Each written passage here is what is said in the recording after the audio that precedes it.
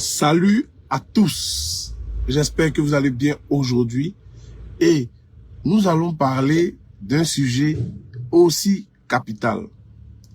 Pourquoi est-il important d'avoir deux sources ou plusieurs sources de revenus? Beaucoup de gens, beaucoup de salariés, de fonctionnaires, de salariés du privé commettent l'erreur d'avoir une seule source de revenus. Et lorsqu'on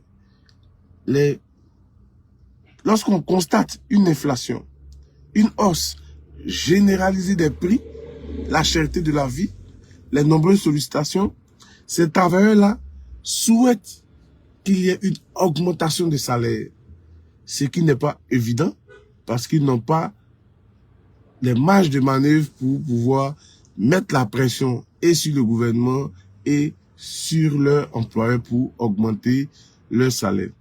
Vous comprenez? Donc, ça c'est une erreur. Attendre qu'il y ait augmentation de salaire lorsqu'il y a inflation, lorsque la cherté de la vie fait bas son plein. Ok? Donc, ça c'est une erreur que beaucoup de gens font. Deuxièmement, et si ce salaire-là s'arrête du jour au lendemain, comment est-ce qu'ils arriveront à faire face aux nombreuses situations? Vous voyez, ça me rappelle en 2020, il y avait la crise du coronavirus. Et beaucoup d'entreprises ont fermé pour des raisons économiques, pour des raisons de sécurité sanitaire, etc., etc. Qu'est-ce qu'on a constaté? Il y a eu beaucoup de travailleurs au chômage. Non pas parce qu'ils n'avaient pas un bon salaire, mais tout s'est arrêté brusquement pendant quelques mois. Certains n'ayant pas une épargne consistante pour subvenir à leurs besoins durant cette période ont commencé à sombrer dans la dépression, à solliciter tout le monde. À contrario, d'autres qui étaient préparés ont su passer ce cap. Vous comprenez? Mais là, ceux qui avaient plusieurs sources de revenus ont su jongler pour tirer leur épingle du jeu. Donc, il est malsain pour un travailleur, surtout en Côte d'Ivoire, de disposer d'une seule source de revenus. Parce que non seulement vous n'avez pas de marge de manœuvre pour mettre la pression sur votre employeur pour augmenter, ni pour mettre la pression sur le gouvernement pour augmenter ne serait-ce que le SMIC. Et deuxièmement, la cherté de la vie a une courbe exponentielle par rapport à votre salaire. Et donc, de plus en plus que nous évoluons, il y a la cherté de la vie et le salaire devient de plus maigre. Non pas parce qu'il a diminué, mais parce que face aux nombreuses charges, aux nombreuses sollicitations, il n'arrive plus à, à réaliser ce pourquoi on l'obtient. Ok? Et donc, face à cela, il y a deux options.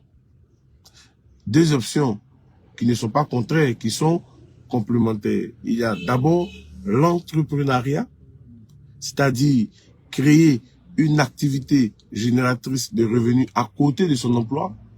Et il y a aussi l'investissement. Vous comprenez? En tant que salarié, lorsque vous voulez créer une activité génératrice de revenus, il y a beaucoup plus de péripéties. Pourquoi? Parce que le fait de venir au travail chaque jour de 8h à 18h vous empêche de suivre et de développer correctement à une vitesse grand V votre business que vous allez mettre de côté. Ce qui fait que beaucoup échouent lorsqu'ils sont salariés et veulent entreprendre. Beaucoup échouent. Mais il y a des dispositions particulières à prendre sur le choix du business, sur la conduite de ce genre de business lorsque vous êtes salarié. Ce n'est pas l'objet de ce direct. Deuxièmement, il y a l'investissement. L'investissement, il s'agit d'apporter des capitaux dans un projet, dans une entreprise et attendre en retour des dividendes. Ok? Des dividendes. Là, il y a moins d'efforts physiques à faire. Pourquoi? Parce que vous êtes au travail. Il suffit simplement pour vous d'analyser l'entreprise, le fonctionnement, etc., les perspectives, l'historique, etc., et décider ou pas d'investir. Donc là, c'est moins contraignant, c'est souple, c'est confortable. Et donc, il est bien séant pour vous de démarrer par l'investissement. Et lorsqu'on parle de l'investissement pour les salariés en Côte d'Ivoire, l'un des meilleurs, l'un des plus sûrs, l'un des investissements fiables, réglementés, c'est la BRVM, à savoir la Bourse régionale des valeurs mobilières. Alors, ce type d'investissement-là, qui est bien encadré, qui est régulé, qui est en Côte d'Ivoire, et il y a des entreprises dont vous êtes les clients. C'est-à-dire, vous pouvez être investisseur dans ces entreprises et en même temps client. OK? Donc, ce sont des investissements contrôlés. Étant au bureau, vous pouvez investir. Il s'agit donc pour vous d'apprendre à investir et ensuite démarrer. Qu'est-ce qu'il faut pour démarrer?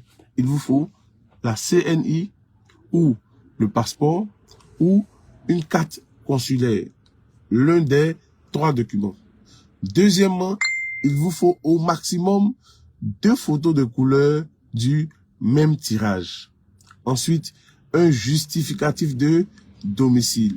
Lorsque vous entendez le justificatif de domicile, il s'agit bien entendu de la facture d'eau ou d'électricité. Donc, si vous êtes en Côte d'Ivoire, c'est la facture de CIE ou de SODECI de moins de 3 mois et portant votre nom.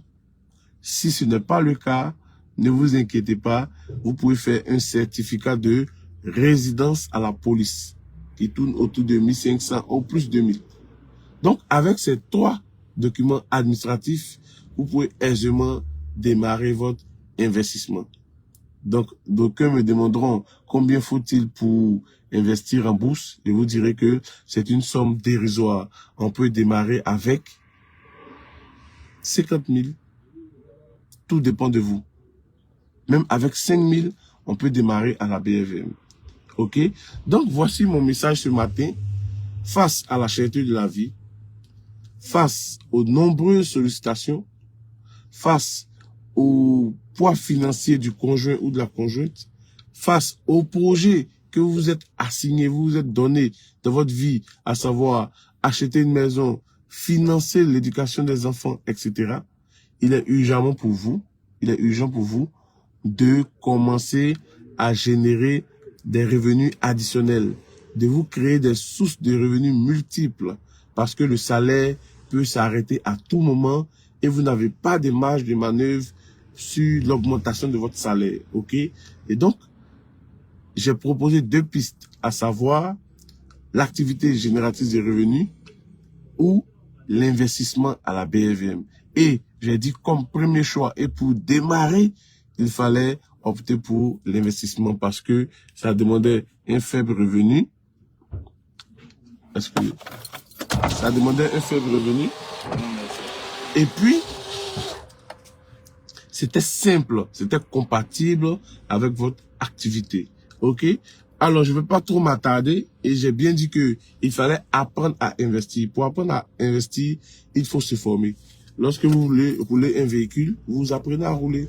Lorsque vous avez voulu écrire, vous vous êtes formé. On se forme dans tout. Et donc, sur ce point-là, ce samedi, nous allons nous retrouver au plateau, dans les locaux du CRAE UMOA, pour parler de formation. Comment démarrer à la BRVM, comment sécuriser son investissement, comment accroître ses revenus. Et donc, vous aurez de multiples avantages, à savoir un diplôme, un certificat de participation. Ensuite, 2 livres pour apprendre à épargner et pour bien cerner la BRVM et un coaching personnel jusqu'à ce que vous maîtrisez totalement la BRVM. Alors, pour en savoir plus, vous pouvez cliquer sur le lien au-dessus ou en dessous de la vidéo et vous aurez tous les détails. Que Dieu vous bénisse, paix et bien dans votre cœur et surtout, paix et bien dans vos finances personnelles. À demain.